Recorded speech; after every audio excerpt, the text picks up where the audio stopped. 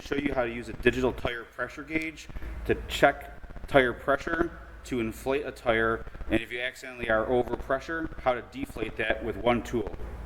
What we're going to do is we're first going to turn this on. This zeroes out the digital tire pressure gauge and it reads 0. I'm going to come over to my tire. I'm going to remove the cap for the valve stem. But before I do anything, I should probably know what my actual specification is. To get that information, you would open up the door jamb,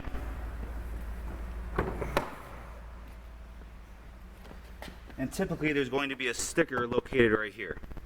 I'm going to look at my tires for the front.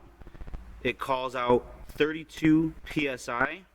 For the rear, it calls out 38 psi. This also gives you the tire size for the fronts and for the rears. Now that we know the front should be 32 and the rear should be 38, let's go ahead and check our pressures.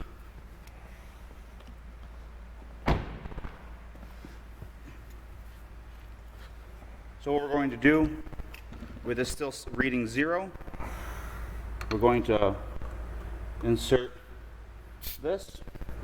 We're going to get a reading of 27.9 psi. With this handle, if you fully depress, you're going to blow air or inflate the tire.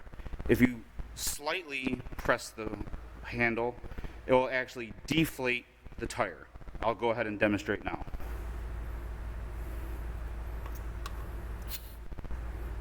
.9 psi. Let's go ahead and inflate. The gauge will read out as 0 as you inflate. Let go of the handle and you'll have your pressure. So obviously I overinflated and I'm reading 34.8. Let's go ahead and slightly depress this handle to deflate this tire down to specs. You can watch the pressure decrease.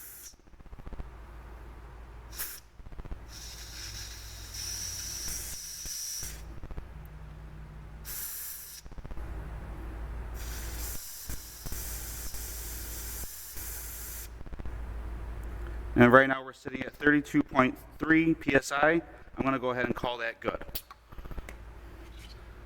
We can do the same with the rear, inflating that to 38. And if we go over, we can depress the handle and bring it back down to 38. But the rear and the rest of the tires would be the same as I just demonstrated here for the front. When you're all done with the gauge, go ahead and hit off. That turns the gauge off, and you're all set.